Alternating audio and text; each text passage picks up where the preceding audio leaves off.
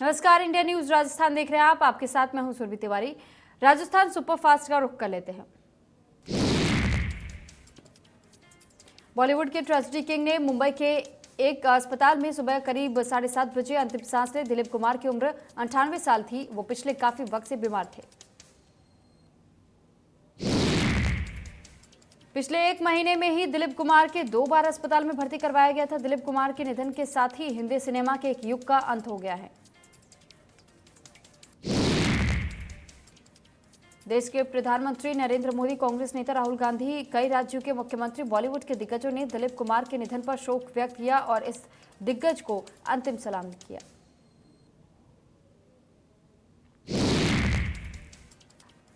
राष्ट्रपति रामनाथ कोविंद ने ट्वीट करके अभिनेता दिलीप कुमार के निधन पर संवेदना व्यक्त की। लिखा, उन्हें पूरे उपमहाद्वीप में पसंद किया गया। उनका निधन एक युग का अंत है। दिलीप साहब भारत के दिल में हमेशा जिंदा रहेंगे।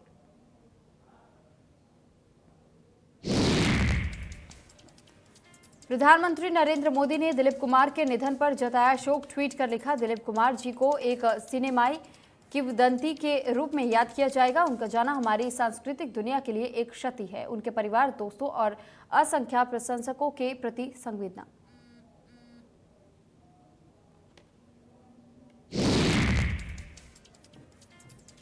दिल्ली के मुख्यमंत्री अरविंद केजरीवाल ने दिलीप कुमार के निधन पर शोक जताया। कहा, हिंदी फिल्म जगत के मशहूर अभिनेता दिलीप कुमार जी का चले जाना बॉलीवुड के एक अध्याय की समाप्ति है। यूसुफ साहब का शानदार अभिनय कला जगत में एक विश्वविद्यालय के समान था। वो हम सबके दिलों में जिंदा रहेंगे।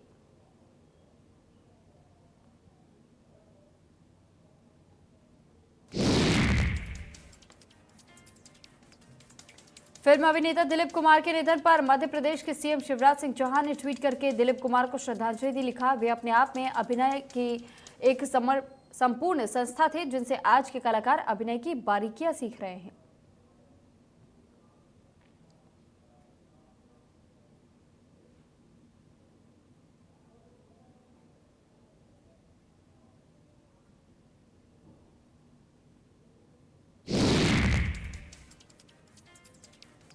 कांग्रेस प्रदेश प्रभारी अजय माकन 2 दिन के दौरे पर प्रदेश में हैं। इस दौरान माकन ने कहा कि पार्टी में सभी मुद्दों पर सहमत है।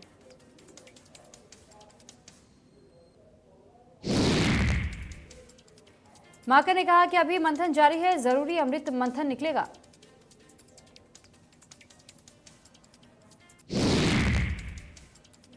भाजपा नेता रामलाल शर्मा ने सरकार पर आरोप लगाया कि राजस्थान में बजरी माफिया बेखौफ है। सरकार बजरिया माफिया पर अंकुश लगाने में नाकाम है।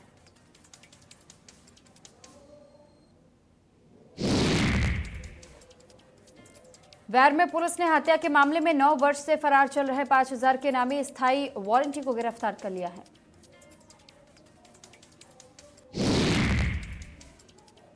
आगामी 11 जुलाई को भारतीय जनता पार्टी की कार्यकारिणी की अहम बैठक नसीराबाद में होगी। विधायक रामस्वरूप लांबा, भारतीय जनता पार्टी जिला अध्यक्ष देवी शंकर भूतड़ा सहित आला नेता इस बैठक में मौजूद रहेंगे।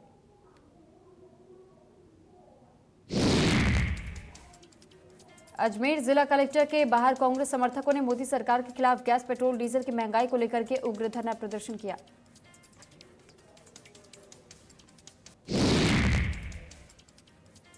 नवलगढ़ में कांग्रेस ने केंद्र सरकार के खिलाफ प्रदर्शन किया। पेट्रोल और डीजल के भाव आसमान को छूने पर प्रदर्शन किया और घरेलू गैस को लेकर के चूल्हे पर खाना बनाया।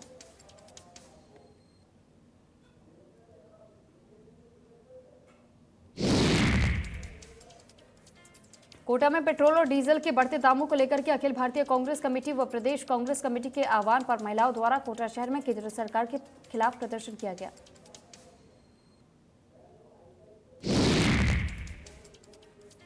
छोटी सादड़ी में थाना क्षेत्र के जलौदा जागीर गांव में एक प्लॉट पर किए जा रहे निर्माण पर न्यायालय के स्टे के बाद भी हो रहे निर्माण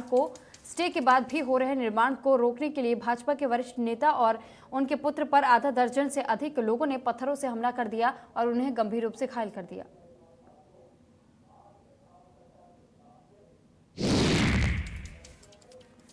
जयपुर में पेट्रोल, डीजल और महंगाई के खिलाफ जिला कलेक्टर पर आजाद समाज पार्टी और भीम आर्मी ने प्रदर्शन किया। संदड़ी स्टेशन में औरतों ने राजस्थानी बाधवा गीत गाकर और पुरुषों ने ढोल की थाप पर कदम से कदम मिलाकर गांव के हर घर के नल से जुड़ने की खुशी मनाई।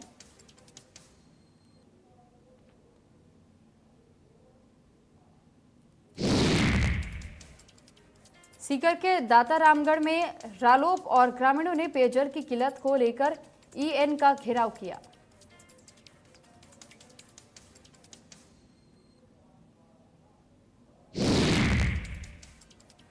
भिलवाड़ा के गाड़ी खेड़ा गांव में पेयजल की भयंकर किल्लत। पूरे साल 3 किलोमीटर दूर कुएं और 6 किलोमीटर दूर गांव के टैंकरों से लाया पानी पीना पड़ रहा है।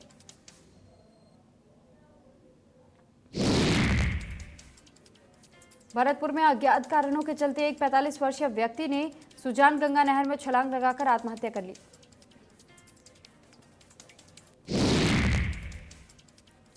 पुलिस आत्महत्या के कारणों की जांच में जुटी हुई है। पुलिस से मिली जानकारी के मुताबिक मोरी चारबाग स्थित अग्रवाल धर्मशाला के पीछे रहने वाले विक्रम पुत्र इंदर सिंह रिक्शा चलाने का काम करता था और काफी दिनों से मानसिक रूप से परेशान चल रहा था।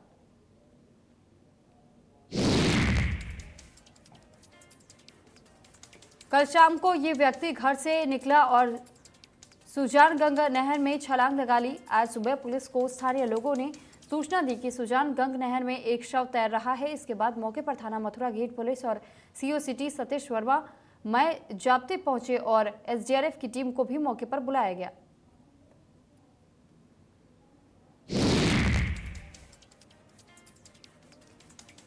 टोंक के डिग्गी थाना पुलिस ने बड़ी कार्रवाई करते हुए गोवंश से भरा ट्रक जब्त किया।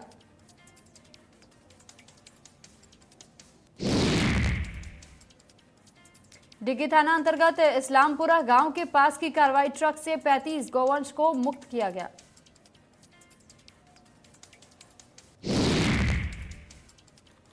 जयपुर में राजस्थान यूनिवर्सिटी में अक्सर विंडो पर स्टूडेंट की कतारें दिखाई देती है, लेकिन वो दिन पर दूर नहीं है जब स्टूडेंट को लाइन नहीं लगाना पड़ेगा।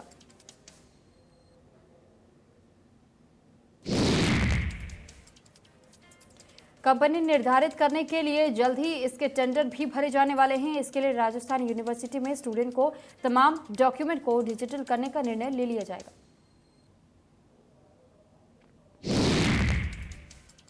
झालावाड़ की उड़न परी के नाम से जाने जाने वाली बेटी पूजा तेजी ने हाल ही में पटियाला पंजाब में संपन्न हुई राष्ट्रीय सीनियर एथलेटिक्स प्रतियोगिता में 10,000 मीटर दौड़ में प्रथम स्थान प्राप्त कर गोल्ड मेडल जीता है।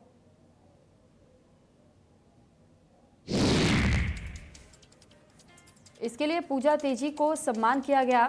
इस दौरान वाइस प्रेसिडेंट राजपाल सिंह शेखावत ने पूजा तेजी को उनके प्रशिक्षण में सहायता का आश्वासन दिया।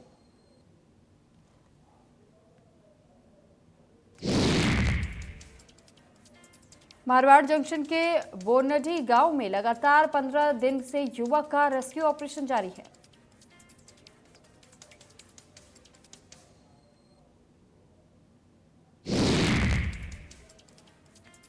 युवक नरेंद्र का अभी तक कोई सुराग नहीं लग पाया है। सेना के जवान लगातार रेस्क्यू ऑपरेशन कर रहे हैं।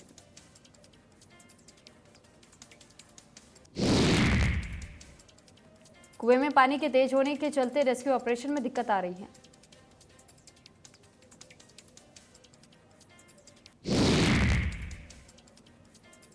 खबर जयपुर से है, जहां जेटी के प्रवर्तन दस्ते ने कार्रवाई करते हुए जोन PRN साउथ में न्यू सांगानेर रोड पर रोड सीमा में आ रहे करीब मैरिज गार्डन्स के गेट, कमरे और 4 दीवारियों को ध्वस्त किया है।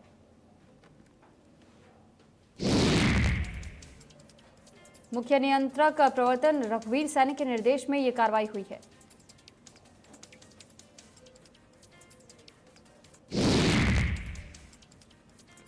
नागौर में आबकारी विभाग ने अवैध शराब के खिलाफ ताबड़तोड़ कार्रवाई करते हुए 139 मुकदमे दर्ज किए हैं।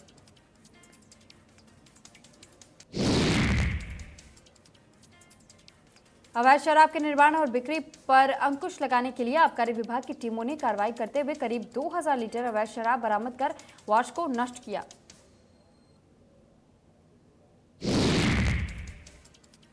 इसके अलावा शराब परिवहन में काम आने वाले 3 बाइक, 1 कार और 1 शराब की पैकिंग मशीन को भी जब्त किया है। आबकारी विभाग की इस कार्रवाई से अवैध शराब माफियाओं में हड़कंप मचा हुआ है।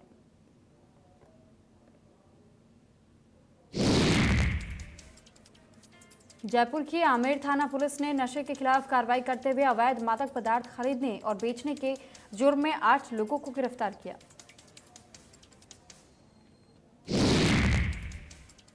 फिलहाल सभी आरोपियों के खिलाफ पुलिस ने मुकदमा दर्ज कर पूछताछ शुरू कर दी है।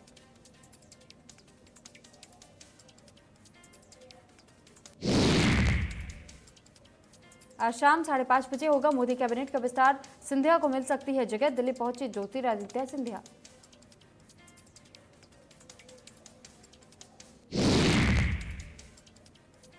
प्रधानमंत्री नरेंद्र मोदी ने कैबिनेट विस्तार से पहले एक नया मंत्रालय मिनिस्टर ऑफ कॉर्पोरेशन बनाया गया है। मोदी सरकार इस मंत्रालय के जरिए अपने सहकार से समृद्धि के विजन को साकार करेगी।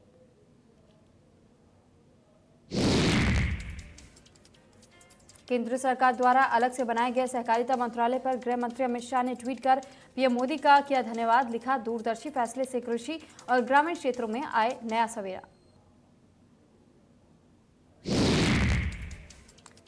यह मंत्रालय देश में सहकारी आंदोलन को मजबूत करने के लिए अलग से प्रशासनिक, कानूनी और नीतिगत ढांचा उपलब्ध कराएगा। सूत्रों के मुताबिक इस ऐतिहासिक कदम का उद्देश्य देश में सहकारी आंदोलन को मजबूत करना है।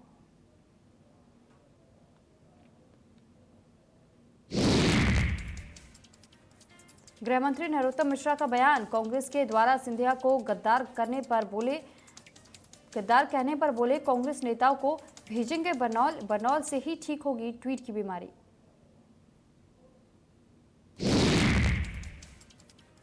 गृह मंत्री नरोत्तम मिश्रा ने कहा, कमलनाथ ने किया था मीडिया का दमन, आपातकाल की कोर टीम में शामिल रहे हैं कमलनाथ। बाल कांग्रेस के गठन पर कहा, राहुल को इसकी जरूरत है।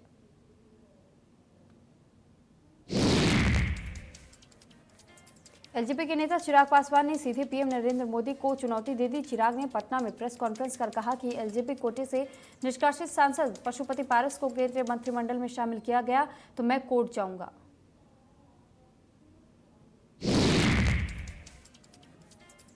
चिराग पासवान ने कहा, विवाद के बीच अगर ऐसा सांसद को मंत्री बनाया जाता है जिसे पार्टी निकाल चुकी है तो ये गलत होगा। मुझे नहीं लगता कि पीएम मोदी ऐसा करेंगे। अगर ऐसा हुआ तो मैं राजनीतिक और कानूनी लड़ाई लड़ने को तैयार हूं।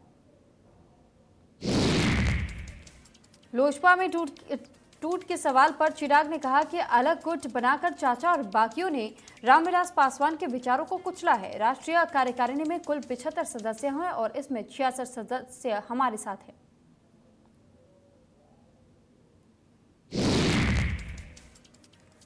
भोपाल सांसद प्रज्ञा ठाकुर ने मनुआभन टेकरी पर हुए बच्ची के साथ दुष्कर्म और हत्या के मामले में उठाए सवाल। साध्वी प्रज्ञा ठाकुर ने कहा, दुष्कर्म और हत्या के मामले में अभी तक मुख्य आरोपी गिरफ्तार नहीं हुए हैं। प्रज्ञा ठाकुर ने कहा, मैं जल्द ही इस मामले में करूंगी बड़ा खुलासा। आपको बता दें कि मनुआभन टेकरी में 30 अप्रैल 2019 को एक बच्ची के साथ रेप के बाद उसकी हत्या कर दी गई थी। फिलहाल सीबीआई इस मामले की जांच कर रही है।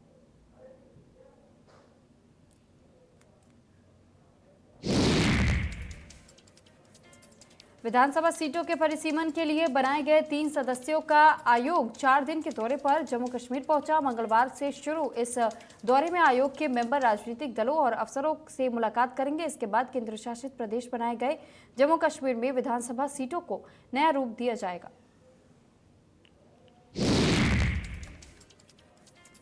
तीन सदस्यों का यह आयोग फरवरी 2020 में बनाया गया था। इसके अध्यक्ष रिटायर्ड जस्टिस रंजना प्रकाश देसाई हैं। वहीं मुख्य निर्वाचन आयुक्त सुशील चंद्रा और जम्मू कश्मीर के चुनाव आयुक्त केवल कुमार शर्मा इसके सदस्य हैं।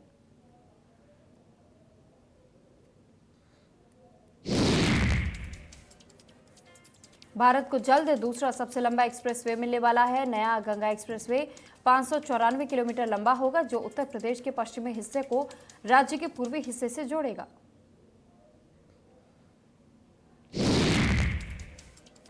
नए एक्सप्रेसवे का निर्माण इस साल सितंबर में शुरू होगा। यूपी सरकार ने घोषणा की है कि एक्सप्रेसवे के लिए 83% भूमि अधिग्रहण प्रक्रिया पहले ही पूरी हो चुकी है। वाहनों को केवल विशिष्ट टोल प्लाजा के माध्यम से एक्सप्रेसवे प्रवेश करने या बाहर निकलने की अनुमति होगी।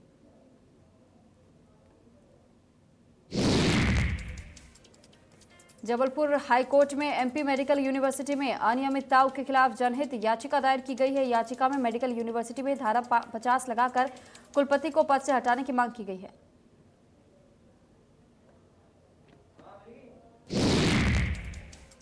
इस दौरान समय पर बजट पेश न करने और 3 सालों से इंटरनल ऑडिट नहीं होने की दलील दी गई है। आने वाले दिनों में याचिका पर सुनवाई होगी।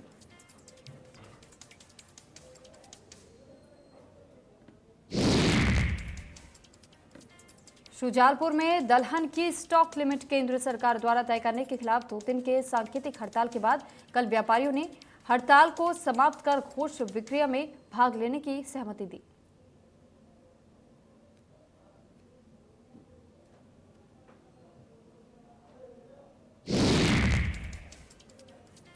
इसके साथ ही मंडी का काम शुरू हो गया। व्यापारियों ने अपनी मांगों को लेकर के मंडी प्रशासक को सरकार के नाम ज्ञापन सौंपा।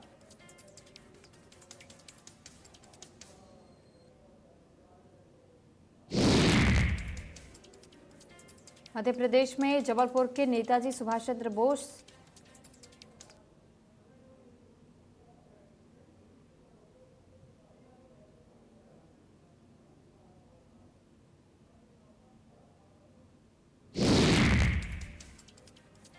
ग्वालियर में कोविड नियमों के उल्लंघन का मामला, पूर्व पार्षद पति सहित 28 लोगों पर की गई एफआईआर दर्ज। अचलेश्वर मंदिर चौराहे पर किया था चक्का जाम।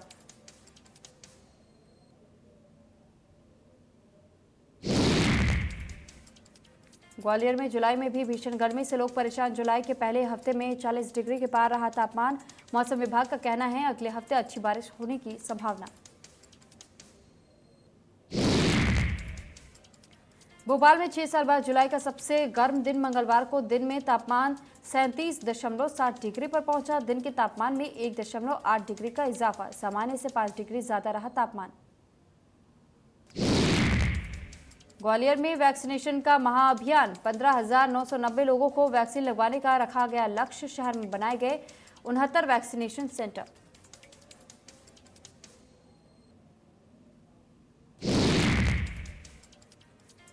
दिल्ली में आज पेट्रोल 100 रुपए के पार होकर 100.21 रुपए प्रति लीटर हुआ। डीजल की कीमत 89 रुपए 53 पैसे प्रति लीटर हुआ।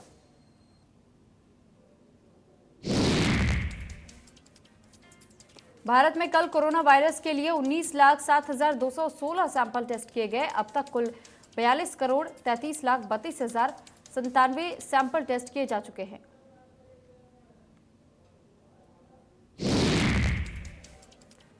भारत में पिछले 24 घंटे में 43,733 नए मामले दर्ज किए गए हैं और 47,240 लोग डिस्चार्ज हुए। सक्रिय मामले घटकर 4,59,920 रह गए हैं। रिकवरी रेट बढ़कर 97.18% हो गया है।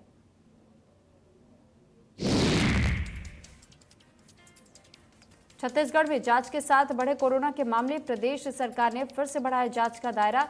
मंगलवार को 37,624 नमूनों की हुई जांच। 322 लोगों में कोरोना संक्रमण की हुई पुष्टि।